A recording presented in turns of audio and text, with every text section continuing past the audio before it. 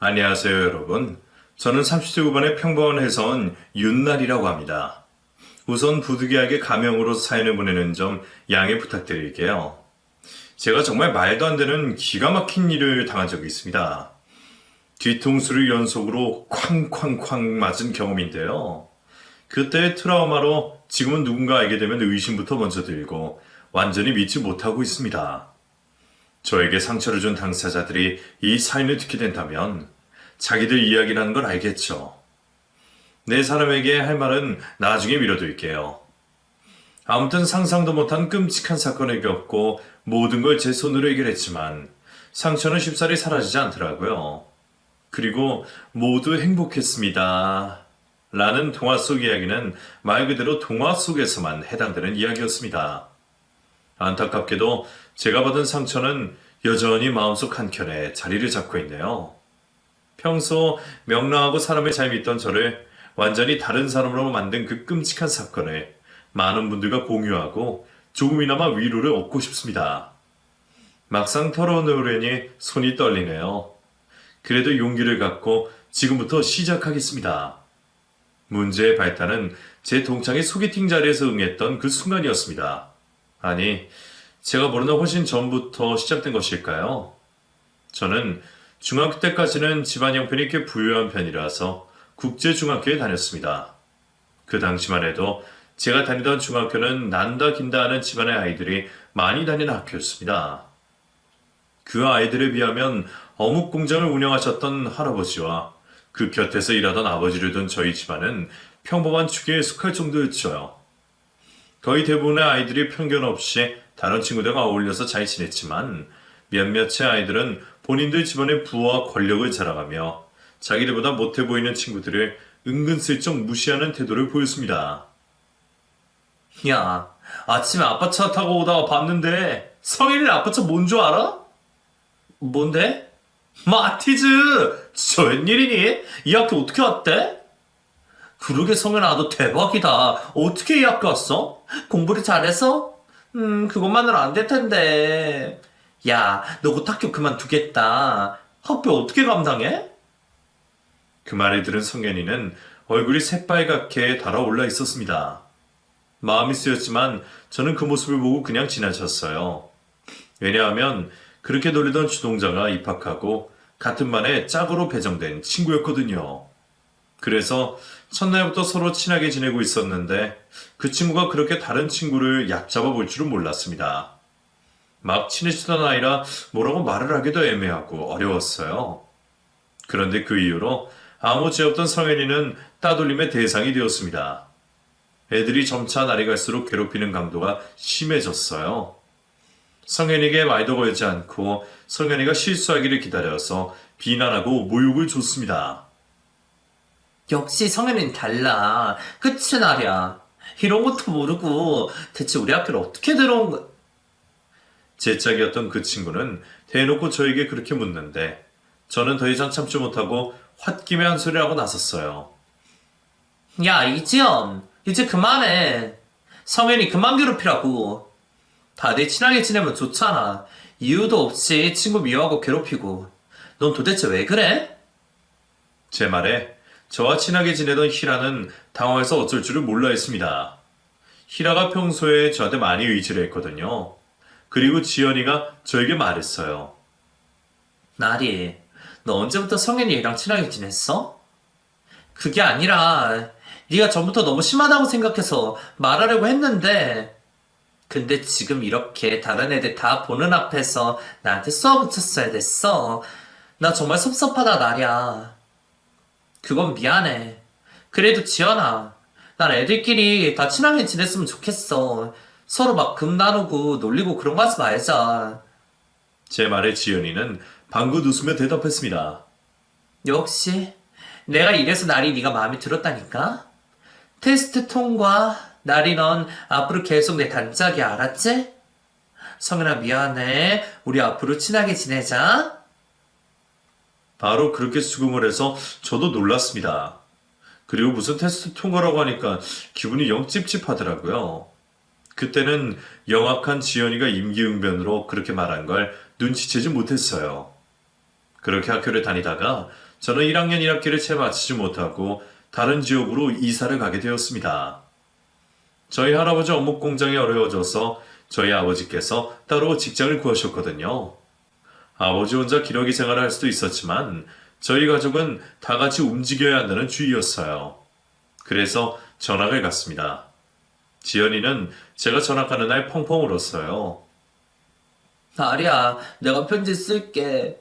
우리 집 주소야. 너도 이사 가면 나한테 꼭 편지 써. 알았지? 알았어. 잘 지내, 지연아? 하지만 그걸로 끝이었어요. 다시 연락을 주고받진 않았습니다. 그리고 이사를 가서 저는 공부를 열심히 했고 항상 우수한 성적을 유지했어요. 그리고 대학에 입학한 후에 열심히 스펙을 쌓았습니다. 대기업 입사를 목표로 했어요. 다행히 대기업에 인턴으로 들어갔고 인턴을 잘 마친 후에 입사를 했습니다. 제 인생은 무난하게 흘러가고 있었어요. 중학교 동창 지연이를 만나기 전까지는 말입니다. 어느 날 회사 입사 동기 중 친하게 지내던 한 사람이 저에게 어느 사립미술관의 전시를 같이 보러 가자고 했어요. 점심 안 먹어? 뭘 그렇게 봐? 나리씨, 우리 이 전시 보러 안 갈래? 뭔데? 전시? 생긴 지 얼마 안 된 사립미술관인데 우리 회사 근처니까 지금 당장 갔다가 올까? 점심 먹어야지. 밤 10시까지 하네. 퇴근하고 가자. 오, 그래, 그러자. 그 친구가 디자인과를 졸업한 친구라서 평소에 전시를 보러 다니는 걸 좋아했거든요. 그래서 그 친구의 제안으로 그날 퇴근 후에 회사 근처의 사립미술관에 구경을 하러 갔습니다. 그리고 거기서 상상치도 못한 사람을 마주친 거예요. 전시장에 들어가자마자 저를 뚫어져라 쳐다보던 여자가 한 명 있었어요.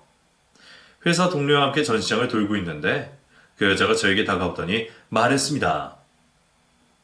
저기, 혹시, 네? 혹시, 땡땡 중학교 다니지 않았어요? 그, 이름이 뭐였더라?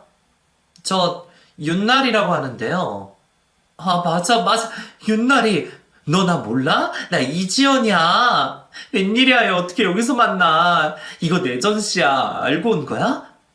어머, 미술작가 제시카가 너였어? 난 몰랐지. 어쩜, 야, 반가워. 그러게, 너무 반갑다, 친구. 지연이는 제 옆에 있던 회사 동료를 보며 물었습니다. 아, 나 여기 근처 땡땡 기업 다니거든. 회사 동료야. 그래? 너 완전 잘 나가는구나. 거기 들어가기 힘든 회사 아니야? 뭐, 좀 그런가? 제 회사 입사 동기는 옆에서 본인이 더 신나했습니다. 둘이 친구? 우와, 어떻게 이럴 수가 있어. 정말 신기하다, 나리씨. 대박. 근데 저는 사실 어색했거든요. 중학교 1학년 한 학기만 친하게 지냈고 그 이후로는 연락이 끊겼으니까요. 사실 저는 지연이가 준 주소로 한 번도 편지를 보낸 적이 없습니다. 하지만 회사 동기가 너무 좋아해서 셋이서 같이 간단하게 칵테일을 마시러 갔어요. 회사 동기가 미술 작가와 작품에 대한 이야기를 늘어놨고 친구는 웃으면서 같이 대화를 나눴습니다. 저는 잘 모르는 영역이라서 그냥 둘의 대화를 흥미롭게 듣고 있었어요. 그러다가 헤어지려고 하는데 지연이가 저에게 말했습니다. 나랴, 우리 이것도 인연인데 자주 연락하자. 예전처럼 연락하지 말고. 그걸 기억하고 있다는데 소름이 끼쳤습니다. 하지만 저는 애써 그 마음을 숨기며 웃으며 대답했어요. 그래, 너 전시 3달이나 남았지? 또 올게. 연락하자. 자주 와. 우리 아빠 미술관이라서 자주 하도 돼. 아, 그래? 알겠어. 그 이후로 제가 연락을 하지 않아도 지연이가 먼저 연락을 했습니다. 그리고 정말 자주 만나게 됐어요. 지연이는 저에게 남자친구가 있냐고 물었습니다. 나랴, 너 남자친구 있어? 좋은 회사 다니니까 선짜리 많이 들어오겠다. 그치?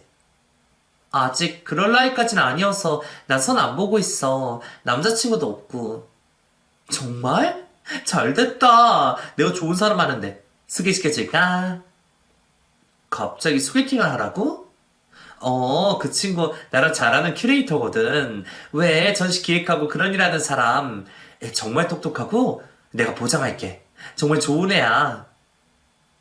그럼 네가 만나지 왜? 제 물음에 지연이는 순간 당황하더니 대답했어요. 야, 걔는 완전 나랑 그냥 완전 친구야. 걔랑 나랑? 됐어. 생각만 해도 토 나온다, 야. 지연이의 절친한 친구인가 보다 생각했지만 저는 별로 소개팅을 하고 싶은 마음이 없었어요. 그런데 지연이가 마음대로 약속을 정하고 저에게 통보를 했습니다. 나리야, 내가 약속 장소랑 시간 문자로 보낼게. 너 파토내면 안 된다. 그냥 가볍게 만나봐. 그 바람에 떠밀리듯이 소개팅 장소에 가게 됐어요. 그리고 레스토랑 안에는 이렇게 훈훈한 남자가 저를 기다리고 있었습니다. 저를 보자마자 먼저 알아보고 손을 흔들더라고요. 지연 씨, 여기에요. 안녕하세요. 네, 알죠. 윤나리 씨. 맞죠? 지연이한테 얘기 많이 들었어요. 반가워요. 저는 한기현입니다. 처음부터 살갑게 다가오는 그 사람에게 저도 호감이 느껴졌습니다. 몇 번 데이트를 하다 보니 급속도로 가까워졌어요. 그 사람은 마치 예전부터 저에 대해 잘 알고 있던 사람처럼 제가 좋아하는 취향, 성격, 가치관을 잘 맞춰주는 사람이었어요. 그렇게 1년, 2년 만남을 이어갔습니다. 지연이랑은 워낙에 가까운 사이라 셋이서 함께 만나는 날들도 많았어요. 그런데 어찌된 일인지 지연이는 제 남자친구가 된 기현 씨를 무시하는 태도를 보이고는 했습니다. 기현이 넌 언제 우리 아빠한테 인정받을래? 잘 나가는 작가들 많잖아. 그런 애들 좀 우리 미술관에서 전시하게 해. 그래야 우리 아빠 미술관도 입지가 단단해질 거 아니야? 우리 아빠 요즘 걱정 안 하시다. 너 인맥 좋다며 이럴 거야? 지연이의 말에 기현 씨가 강아지처럼 꼬리를 살랑대며 말했습니다. 안 그래도 지금 나도 백방을 알아보고 있어. 땡땡땡 작가 알지?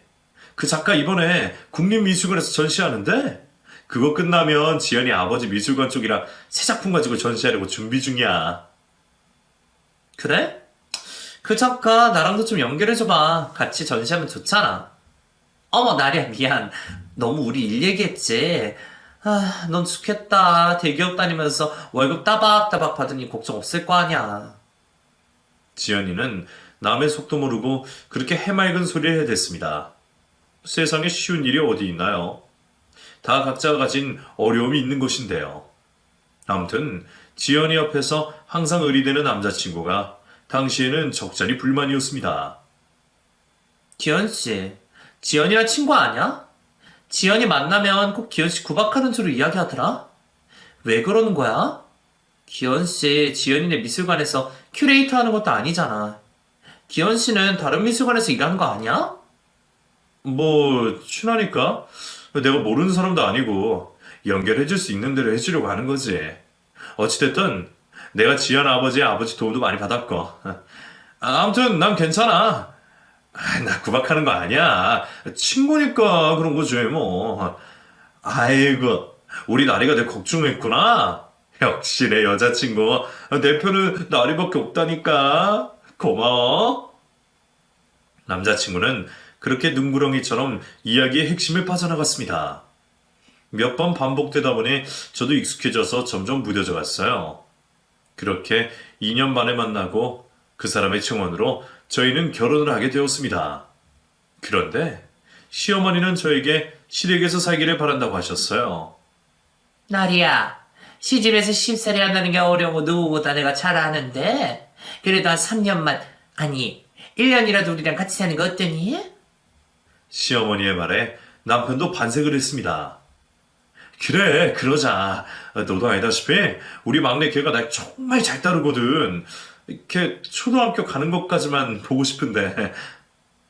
사실 남편에게는 20살 차이가 나는 여동생이 하나 있었어요. 시어머니가 43살에 낳은 아이라고 했습니다. 나이 차이가 하도 많이 나는 동생이라서 그런지 평소 남편이 자기 딸처럼 맡겼어요. 7살나 어린아이가 저에게 새언니라고 하는 게 저도 참 귀엽게 느껴졌습니다. 언니, 언니가 우리 오빠랑 결혼해요? 맞아요, 아가씨. 아가씨? 제가 아가씨예요? 저 아직 유치원생인데요. 오빠랑 저랑 결혼하면 저한테 아가씨가 되는 거예요. 우와, 그럼 이제 언니를 뭐라고 불러야 돼요? 그냥 지금처럼 언니라고 부르시면 돼요. 새언니라고 해도 되고요. 그럼 새언니라고 할래요. 새언니. 그런 어린 신우를 보며 저는 너무 귀여워서 선물도 사다 주고 그랬습니다. 아무튼 당시에는 시어머니와 남편 두 사람이 너무 확고하게 저에게 이야기를 해서 하는 수 없이 시댁살이를 하기로 마음먹었어요. 시아버지는 출장에 많은 일을 하고 계셔서 제가 들어와서 살든 말든 상관없다고 하셨고요. 어차피 신혼집을 구하기도 당시에는 무리라고 생각해서 좀 더 돈을 모으고 분가를 하는 것도 나쁘지 않겠다는 생각이 들었어요. 시어머니도 시아버지도 인품이 좋은 분들이라서 많이들 경험하시는 시집살이에 대한 걱정도 없었습니다.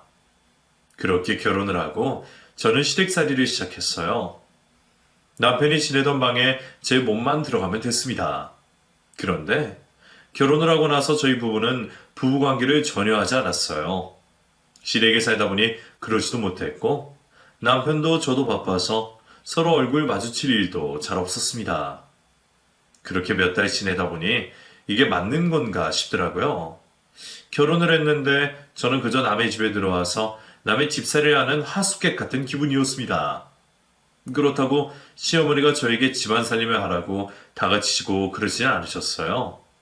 저도 요령껏 집안일을 하긴 했지만 본인 마음에 들지 않으실 텐데도 잔소리 한번 하지 않으셨습니다. 문제는 어린 신우이였어요. 그 어린 것이 어찌나 저를 못살게 굴던지요.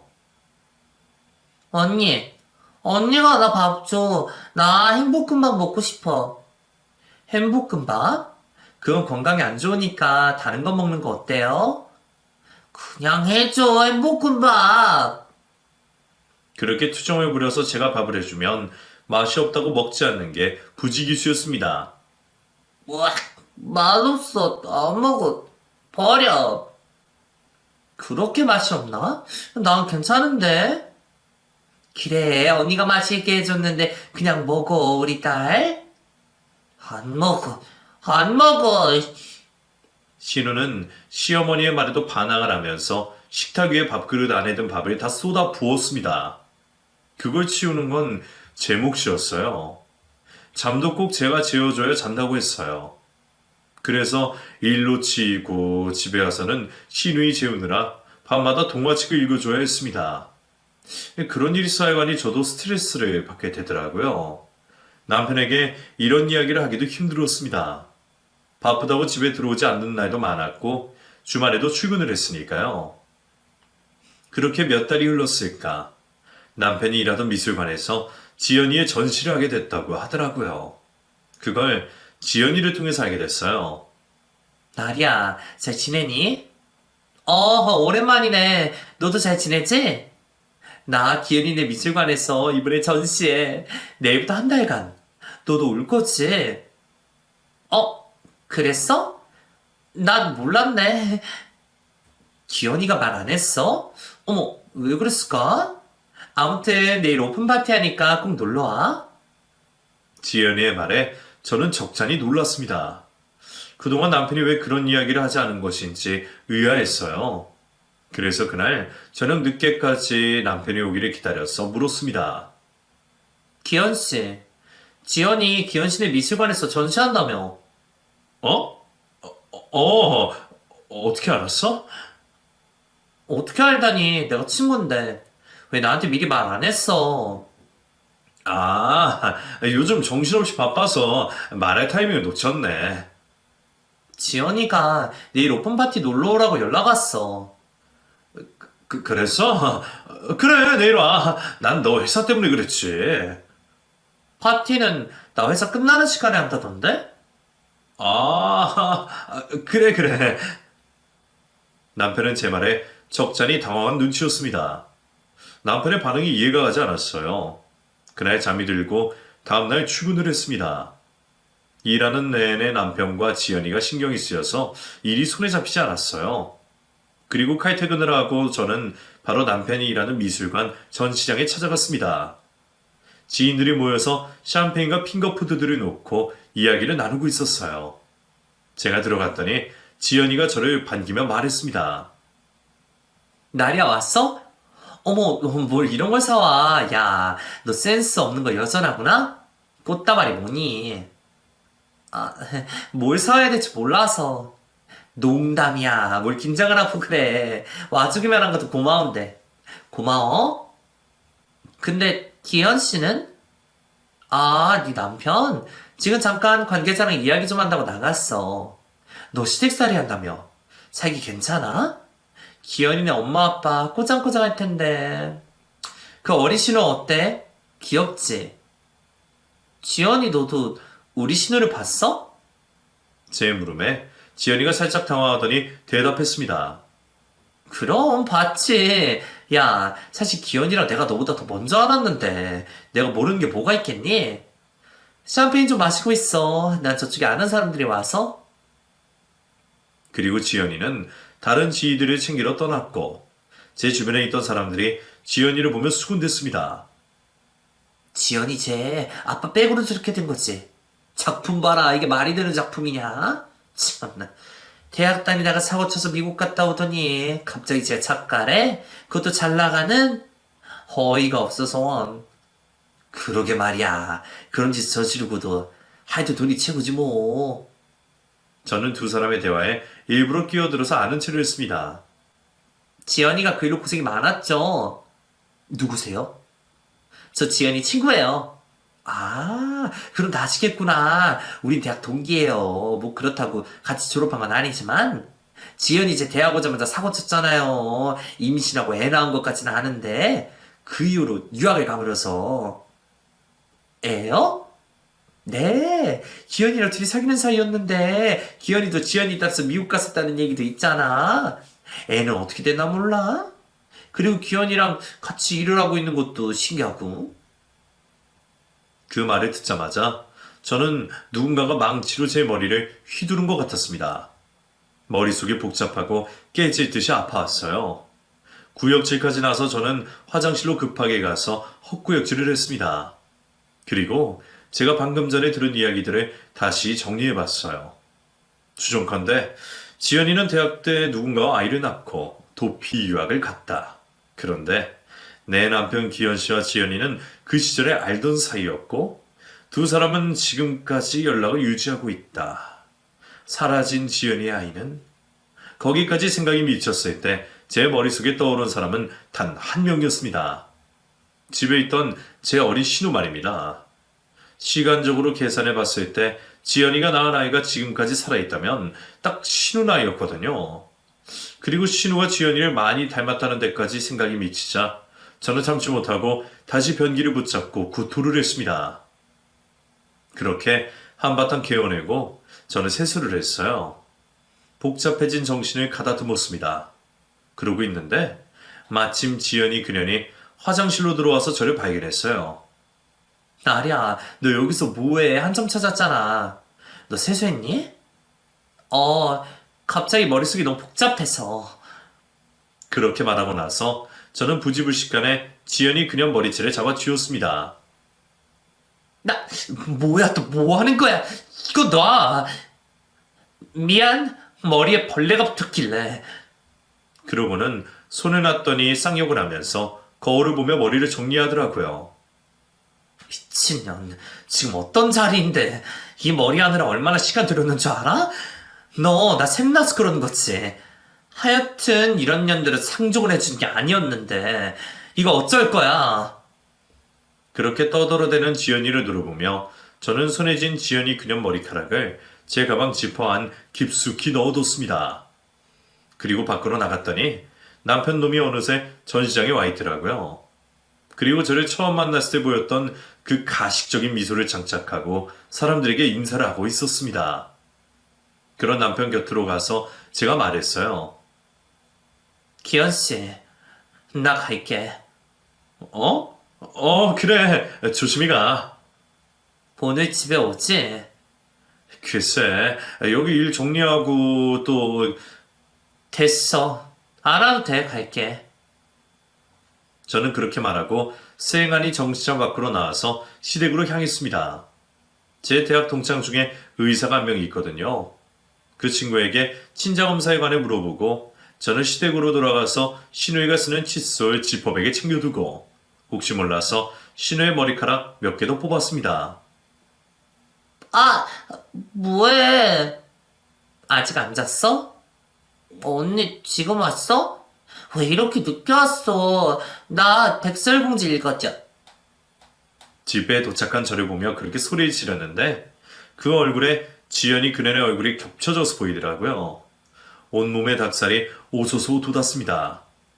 저는 그날 밤 뜬 눈으로 지새우며 신우 옆에서 신우의 얼굴을 오목조목 뜯어봤어요.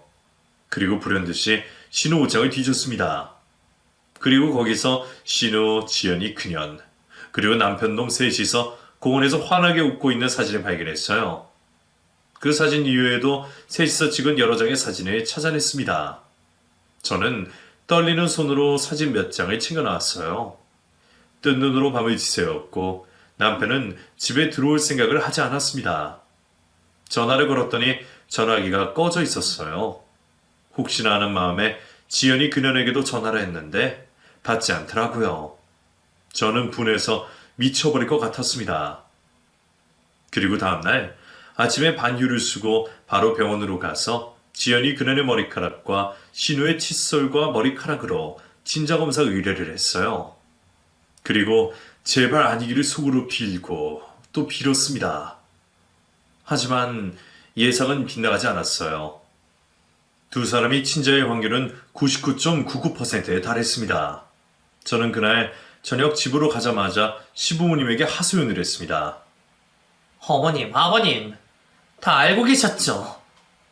놀란 토끼 눈을 한 두 사람이 저를 보고 떨리는 목소리로 되물었어요. 다 알고 있었다니, 그게 무슨 소리니? 아가씨, 어머님 딸 아니잖아요. 아가씨, 지연이 그년 딸이잖아요. 제 말에 깜짝 놀란 시어머니는 들고 있던 쟁반을 떨어뜨렸고 시아버지는 손으로 이마를 짚더니 거짓말을 하려고 했어요. 며느라, 다리야, 그게 무슨 말도 안 되는 소리야. 우리 기현이가 지연이랑 낳은 자식이 네 신우란 말이야. 너 무슨 꿈꿨냐?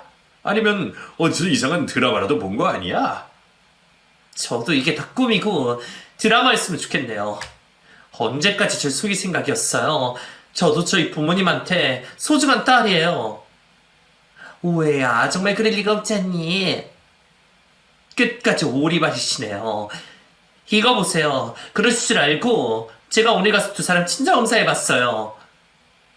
제가 내민 친자검사지를 보고 시부모님은 말문이 막힌 듯 했습니다.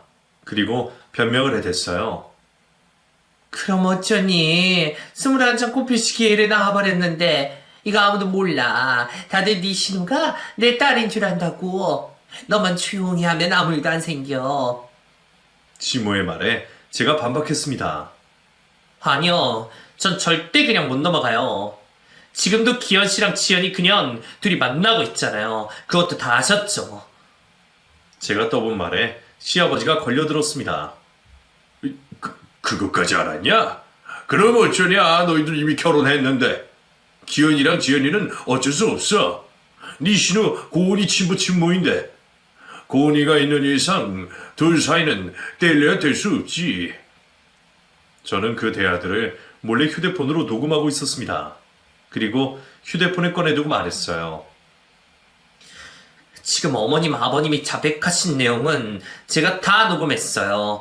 저 이혼 소송할 거고 절 속인 지연이, 기현 씨 그리고 두 분 절대 용서 못해요. 그러고 있는데 동네 친구네 집에 갔던 신우가 집으로 돌아왔어요. 저희의 뗀뗀하는 모습을 보더니 신우가 저에게 말했습니다. 언니, 나 졸려. 어제 읽다가만 백설공주 마저 읽어줘. 이 어린애가 무슨 죄가 있는가 싶었어요. 당장 짐을 싸서 나가려던 저는 일단 마지막으로 그 어린 신우, 아니 남편이 숨겨둔 자식에게 백설공주를 읽어줬습니다. 언니, 어? 백설공주 정말 불쌍하지? 지연이 이모가 고은이도 백설공주래. 뭐라고? 지연이 이모가 내가 백설공주라서 왕자님이 깨워줘야 하는데 그때까지는 숨어야 한다고 했어. 아무한테도 내 정체를 들키면 안 된대. 그리고 지연이 이모는 자기가 나쁜 엄마라면서 막 울었어. 지연이 그녀는 저를 방패막이로 삼았던 겁니다. 자기 욕심을 채우기 위해서 본인 하고 싶은 일을 다 하고 살면서 저를 남편과 맺어주고 곁에서 지켜보려 했던 거예요. 저는 지연이 그녀에게 그저 도구에 불과했던 겁니다. 신우의 얘기를 듣고 저는 피가 거꾸로 솟는 기분이었어요. 본인들을 동화 속 비련의 주인공처럼 만들어 놓고 아무 관계도 없는 제 삶을 망친 건 신경도 쓰지 않았을 테니까요. 저는 속으로 모두 박살내주겠다고 다짐했습니다. 그렇게 신우는 잠이 들었고 저도 깜빡 잠이 들었어요. 그런데 시어머니가 방으로 들어와서 저를 깨웠습니다. 나리야, 얘 일어나봐. 잠이 들었네. 왜요? 나와봐, 할 말이 있어. 그 이야기를 듣고 저는 또 본능적으로 휴대폰의 녹음 버튼을 누르고 시어머니와 대화를 하러 주방으로 갔습니다. 나리야, 미안하다. 돈은 얼마든지 줄 테니 우리 기현이랑 조용히 합의 이혼해줘. 합의 이혼이요? 그래, 우리 기현이 이제야 겨우 자기 하고 싶은 일 하고 살아. 이왕 이렇게 된 거 다 솔직하게 말할게. 기현이 미술관에서 일할 수 있는 학력도 자격도 안 돼. 그런데 지연이 아빠가 우리 기현이 그 자리에 올려뒀어. 이 상태에서 이혼 소송이 원이 진행하면 우리 기현이 다 무너져. 고은이가 기현이 딸이라는 거 순식간에 퍼질 테고. 그러더니 시어머니가 제 앞에 무릎까지 꿇었습니다. 기현이 내년부터 대학에 강의도 나가게 돼. 너만 조용히 하면 우리 다 잘 살 수 있어. 그러니까 제발 조용히 이혼해줘. 내가 네가 입은 상처에 대한 보상금 너 얼마든지 줄게. 얼마 줄까? 말만 해. 그런 시모를 보며 저는 코웃음을 쳤습니다. 참 당신들은 끝까지 이기적이네요. 당신들 이익을 위해서 저 하나쯤 생각하는 건 아무 문제가 안 되나 봐요? 기현 씨가 학력 위조까지 했군요. 정말 끝을 모르겠네요. 저를 물러보신 모양인데 헛다리 짚으셨어요. 저 지금 어머님이 하신 말씀도 다 녹음해뒀거든요? 뭐? 당장 지워 이 미친년아, 당장! 이제야 본색이 나오시네. 어머님, 아니 자식 농사 잘못 지은 아주머니 지금부터 시작이에요. 기대하세요. 저는 그렇게 말하고 그 집에 있던 제 짐을 대충 싸서 친정으로 갔습니다. 새벽에 말도 없이 찾아온 딸을 보고 저희 부모님이 깜짝 놀라셨어요. 부모님 얼굴을 보니 저는 주체할 수 없이 눈물이 쏟아졌습니다. 나리야, 이 시간에 무슨 일이야? 엄마, 아빠. 저는 차분히 제가 겪은 일을 모두 설명드렸습니다. 두 분 다 저보다 더 분노하셨어요. 그리고 엄마가 말씀하셨습니다. 내가 다 아작내버릴 거야. 이것들이 우리 딸을 뭘로 보고. 너 외삼촌 판사인 거 알고 있지? 알지. 근데 이건 아니야, 나리야. 외삼촌 아는 일 잘하는 변호사고 검사고 다 소개받아서 이것들 다 한국당에 얼굴 들고 살지 못하게 할 거야. 그 이후로 진흙탕 싸움이 시작됐습니다. 상대도 만만치 않았어요. 하지만 얼마 안 가 남편의 학력 위조와 그걸 도운 게 미술계에서 명망 높은 지연이 아버지라는 사실이 밝혀졌습니다. 그 사실이 밝혀지자 지연이 그녀는 저를 찾아서 손이 발이 되게 빌기 시작했어요. 네가 우리 회사 앞에는 웬일이야? 나리야. 어머, 너 왜 이래? 왜 바닥에 꿇어앉고 그래? 우리 당당한 지연이가 이러면 안 되지. 내가 다 부끄럽네. 일어나. 나리야, 정말 내가 너 해달라는 거 다 해줄게. 고은이 얘기만은 밝히지 말아줘, 제발. 내가 이렇게 빌게. 지연이 그녀니 제 앞에서 악어의 눈물을 흘렸고 저는 걔가 정말 자기 잘못을 알고 있는지 궁금해서 물었습니다. 너 왜 이렇게 빌어? 나한테 뭘 잘못했는지는 알고 있니? 너한테 기현 씨랑 내 사이 숨긴 거 그거 정말 미안해. 근데 나 기현 씨랑 지금은 아무 사이도 아니야. 그리고 고은이는 내가 너무 어렸잖아. 나도 내 꿈이 있는데 어쩔 수가 없었어.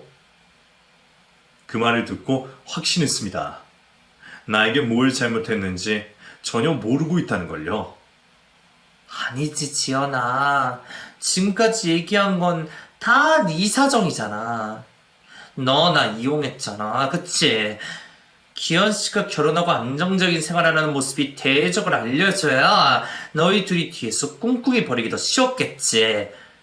그래서 날 기현 씨 그 새끼한테 소개해서 결혼시킨 거잖아. 아니, 그건 말이야. 너도 기현이 좋다고 결혼한 거잖아. 하나부터 열까지 날 속인 걸 몰랐으니까. 넌 진짜 어릴 때나 지금이나 지독하게 이기적인 년이야. 사람이 쉽게 변하지 않는다더니 다 의도적으로 나한테 접근한 거지. 제가 그렇게 비아냥거리자 지연이 그년이 벌떡 일어나서 소리쳤습니다. 그래, 이제야 알았니? 그러니까 평소처럼 그냥 짜져 있어. 너 우리 집안 몰라? 뒤에도 않는 싸움 걸지 마. 너 지금 다니는 회사는 물론이고 앞으로 너 이 땅에 살 자리 없게 만들 수도 있어. 그래, 어디 한번 해봐.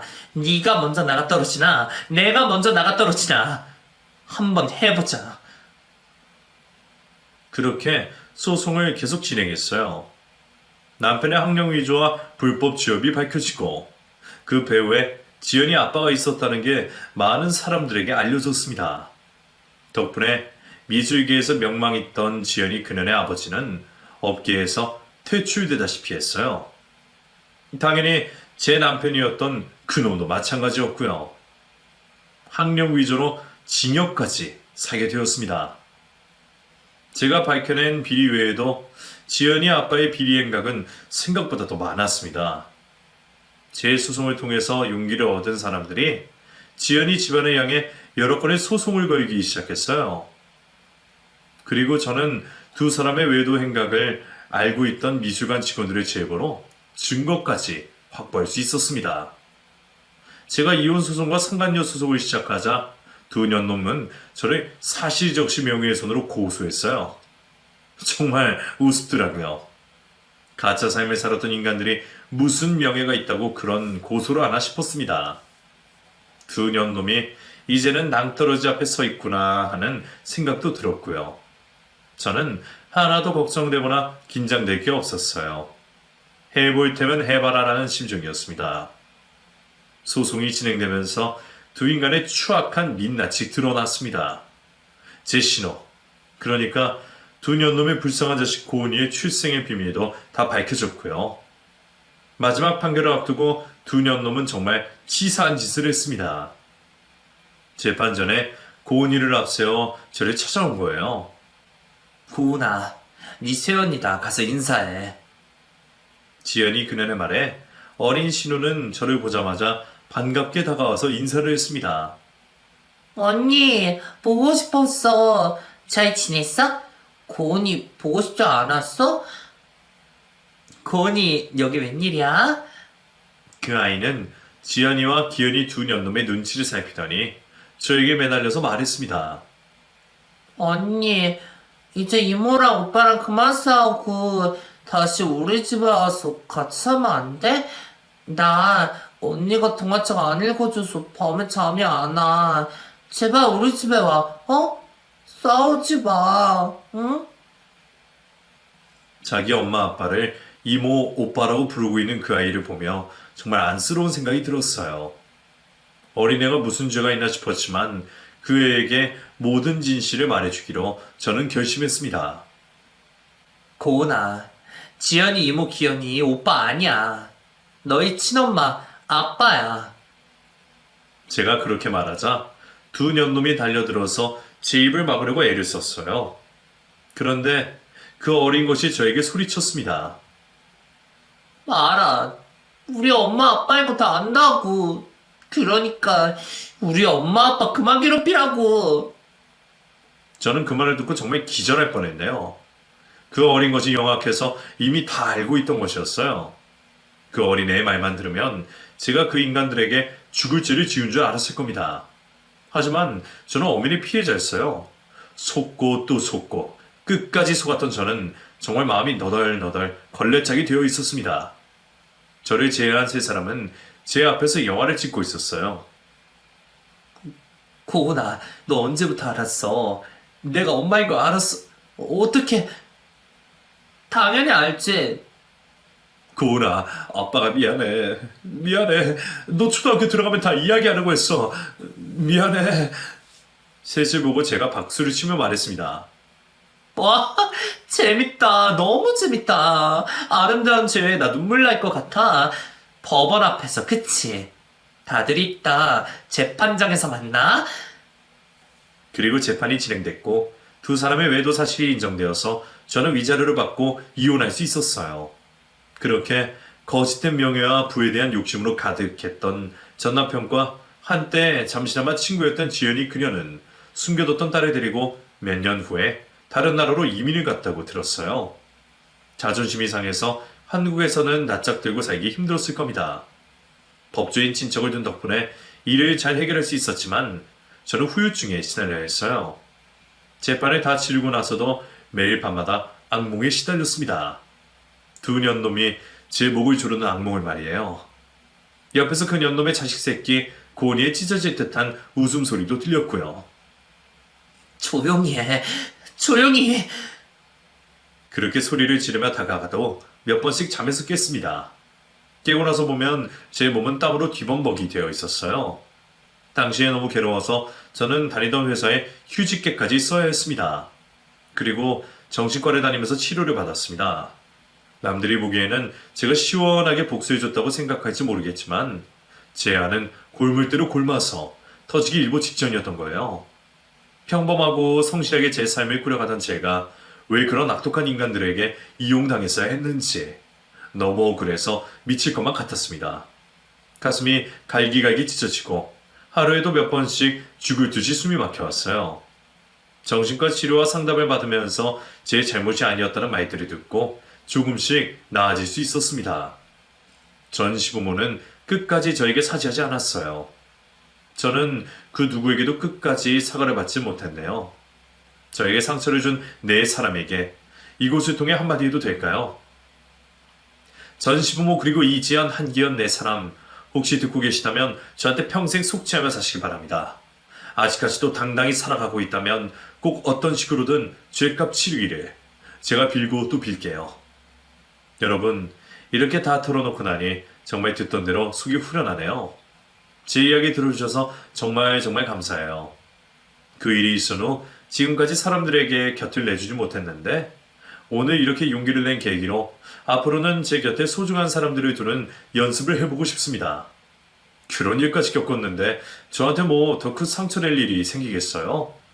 제 마음은 이미 근육으로 단단해져서 앞으로는 어떤 상처를 받아도 극복할 자신이 있습니다. 저는 앞으로도 씩씩하게 제 소중한 삶 지키며 살아갈게요. 제 사연 들어주신 여러분도 행복하시길 바랍니다.